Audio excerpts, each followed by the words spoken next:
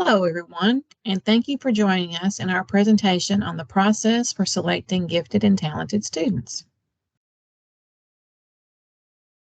My name is Kathy Anderson, and I'm the Gifted Education Program Consultant at the Kentucky Department of Education. And now I would like for my colleague, Malika Williams, to introduce herself. Hello, everyone.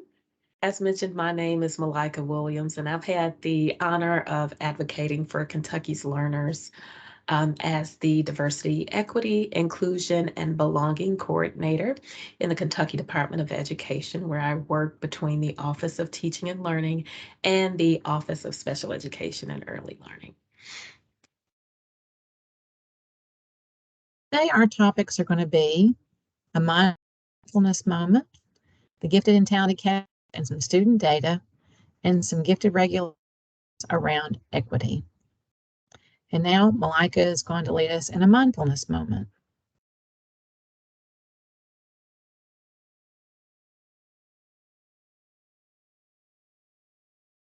Thank you, Kathy. Although we don't have the pleasure of being in your company, I would be remiss if I did not speak to the benefits of practicing mindfulness when you begin your independent or collaborative work. Mindfulness has been shown to increase one's ability to relate not only to themselves, but also to others, which makes this quote so appropriate. Mindfulness is a way of befriending ourselves and our experience. Just to let you know, there are several very brief mindfulness activities that can be found online. In the end, it's important to recognize that each one of us, though we're participating, involved in the same day. We have different experiences. So we would just like to encourage everyone to practice patience and grant grace. Next slide.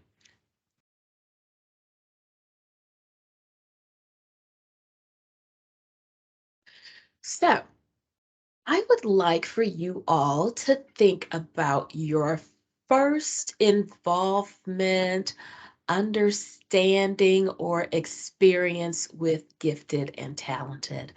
What I'd like for you all to do is to tap into those things that shaped your view of what it was and who the students were. So take a moment to think about that. Don't try to determine if your view was right or wrong, good or bad. That's just not the goal of the question. What I need you to do is to remember those characteristics. Jot them down if you have to. We will revisit this slide and the conversation later in the presentation. Next slide.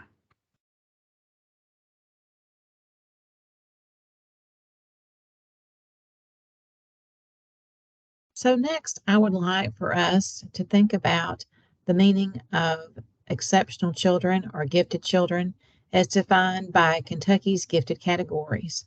So in the state of Kentucky, exceptional children or gifted children are defined under exceptional children. And so there are 5 different categories in which students can be defined as an exceptional child in the Commonwealth of Kentucky. And so those categories are general intellectual aptitude, specific academic aptitude, creative or divergent thinking, psychosocial or leadership skills, or in the visual and performing arts. As we think about these gifted categories, another category of students is the primary talent pool students. We will talk about primary talent pool and also the GT categories and some student data. First, let's look at the primary talent pool. Primary talent pool in the state of Kentucky are students who are informally selected in grades kindergarten through 3.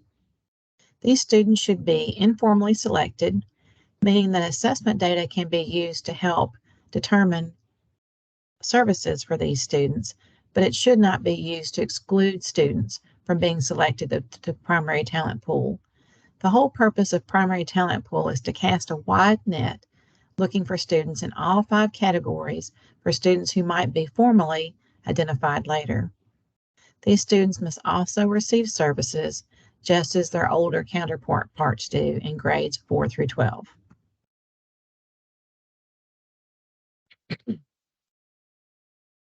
Later, students can be identified in grades 4 through 12 for these 5 categories. Let's talk about them briefly. The first category is general intellectual ability. Students who are identified for general intellectual ability, or GIA, are students who have high reasoning abilities. They often like to work puzzles and see connections between different curriculums and ideas. These students are typically identified by scoring at the 9th STAY-9, which means the 96th percentile and above, on a full-scale cognitive test. These students can also be identified by other examples of ability to reason and other high scores on test of ability. Next, we have specific academic aptitude. This category is divided into 4 different areas. They are language arts, math, science, and social studies. These students must also score at the 9th STAY-9 on a norm-referenced achievement test. These students' characteristics are often found that they do really well in the subject area in which they have an aptitude. They often know about the topic that they are identified before they even have any lessons on it, because generally they enjoy exploring information about the area in which they are being identified. Next, we have creativity. Creative students are those students who are able to think of many solutions to different solutions to many different types of problems. They are identified either through informal or formal assessment of their ability for original ideas, elaboration, and fluency and flexibility of thought. Next is leadership. Leadership students can either be described as students who can lead other students to a desirable or undesirable goal. These students are identified by their willingness to lead in the classroom, in the school, or in a community activity. Lastly, we have the visual and performing arts students. These students are also divided into 4 different areas. They are divided into the visual arts, music, drama, and dance. These students are identified through a performance of some kind. That performance can either be through letters of recommendation, or through an audition, or through product or portfolios of their work. Next, we're going to take a little bit of a turn to look at some data about our students in the gifted areas. Thank you, Kathy. Let's take a look at the data. What you see is the unduplicated, gifted, and talented data for school year 2022. First, take a look at the total student count. That's at the top. The arrow is pointing to student count. You can see that number there. And then what I would encourage you all to do is to take a look at the subgroups. What stands out to you? Do you see any instances where over identification could potentially be taking place? And if so, where? Know that a review of the data continues to take place in the Kentucky Department of Education, because it's widely known that identifying a child's gifts and shaping them into talents through the provisions of resources, services, and supports can potentially change not only the trajectory of a student's life, but the lives of future generations.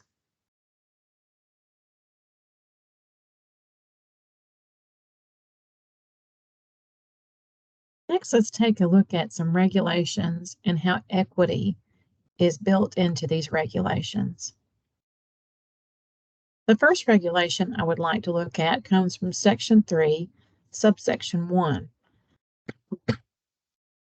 In this particular section of the regulation, it talks about that districts have to have policies and procedures that provide for identification and also diagnosis of strengths for the gifted and talented behaviors. It talks about there has to be policies and procedures for informal selection and diagnosis in the primary program, which we talked about earlier, the primary talent pool. And also there have to be policies and procedures for formal identification and also continuous diagnosis of students in grades 4 through 12. So in other words, in fourth grade, we aren't just one and done. What happens is that as we go through the grades in school, staff need to continually be looking for gifts and talents of students up all the way to grade 12. Also, these students need to receive multiple service delivery options in primary through grade 12. So we're talking about that these students need to receive more than just one service delivery option starting in kindergarten through grade 12 for those students who are selected for primary talent pool or formally identified for the gifted program. Next, let's look at another regulation from Section 3, which talks about that these policies and procedures need to provide equal access for racial and ethnic minority children, disadvantaged children, and children with disabilities. So over on the right-hand side of your screen, you see three pictures there. And so the first picture is showing, three students, and the third student cannot see over the fence. There are barriers in the way.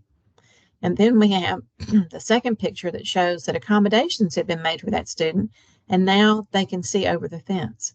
But where we would really like to get to in gifted education is that there is no fence, there are no barriers, and so all students have equal access to identification for the gifted program. The next regulation comes from Section 4, subsection 2. And in this section, it's talking about that staff have to take into special considerations environmental, cultural, or disabling conditions which might mask a student's gifts and talents. It talks about that there are three groups of students.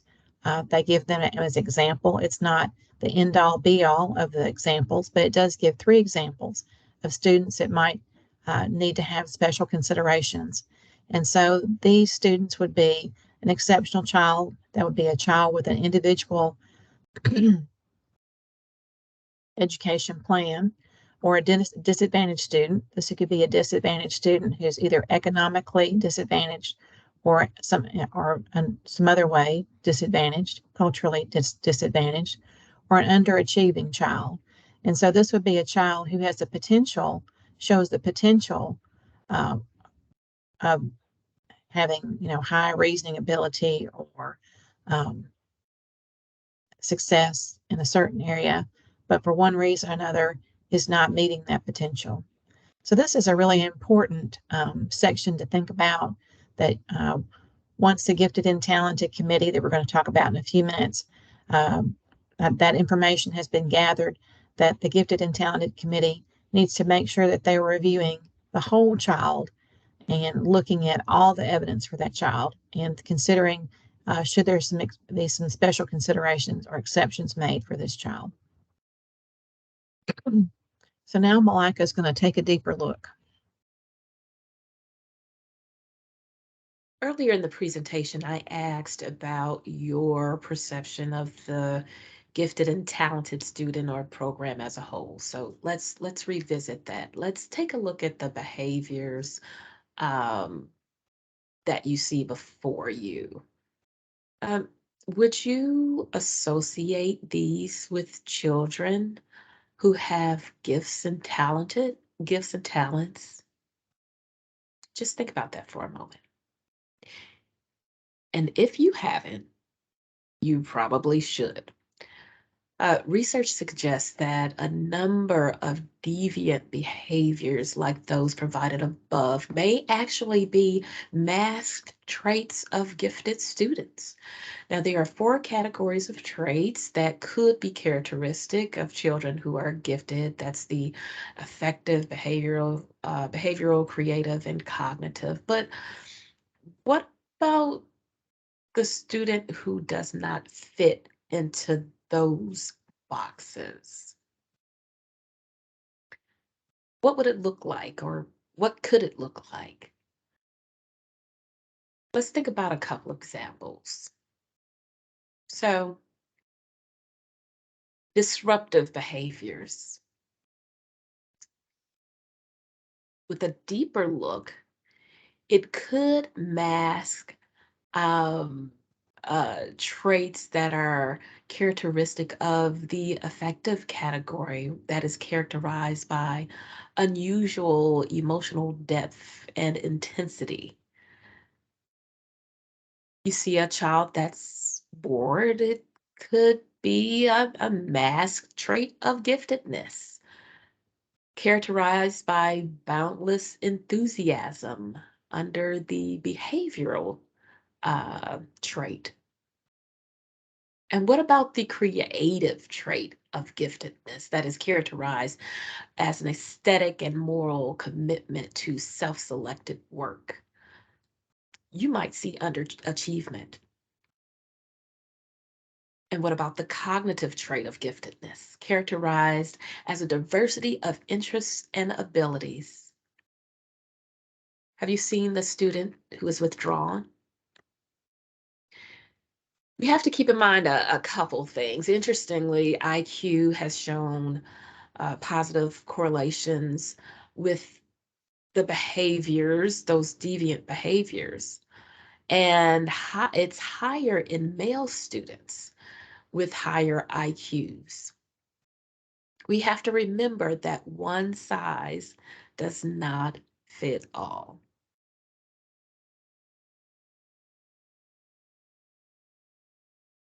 And as we remember that one size doesn't fit all, it's really important to know that once all the evidences are gathered for a student and a student has been referred for identification, that the Gifted and Talented Identification and Placement Committee are the people who should be looking over those evidences to see if the student meets the criteria of the regulation.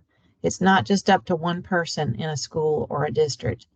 And in section 117 of the gifted regulation, it talks about who makes up this committee. It talks about that a gifted education coordinator or a gifted education teacher and representatives from classroom teachers, administrators, counselors, special education teachers, and other appropriate personnel who follow district policies and procedures should be on this committee, that they should be the ones who review the criteria and look at that student. And so Malika is going to talk about some other appropriate personnel that maybe you might not have thought of who should be on this committee. Also, when we talk about this committee, we are going to be looking at the committee making decisions about services for that student as well. Services that will be included on the Gifted and Talented Student Services Plan. That is also another purpose of this committee. And now, Malika is going to talk about other people that you might not have thought of who should be on this committee. Thank you, Kathy. So, other appropriate personnel, those individuals who can serve on the placement committee. Who actually can serve? Well, as Kathy mentioned earlier, it is someone who upholds the policies and procedures of the district. That's who. So we should not be fixed on one type of person or individuals from one group, but instead use a different lens. Now, yes, that language is broad, but we should actually embrace that and identify personnel who can advocate on the student's behalf. So who could that be? Let's take a look at this list we have here. My question is, who else can we add to this list? What about a cafeteria staff person or the librarian? What about tapping into a diversity, equity, inclusion, and belonging coordinator? Each of your regions has one. Is there anyone else? What we know is that participation, identification in gifted and talented can change the trajectory of a child's life. So remember to use that different lens and identify people who can advocate on behalf of the student.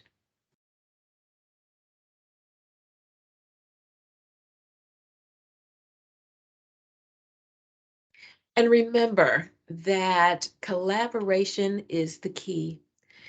Sometimes these may not be the easiest conversations to have, but they are necessary. They are necessary when we think about providing each and every student the opportunity to pursue a successful future. So we have to be open-minded and willing to look through another lens.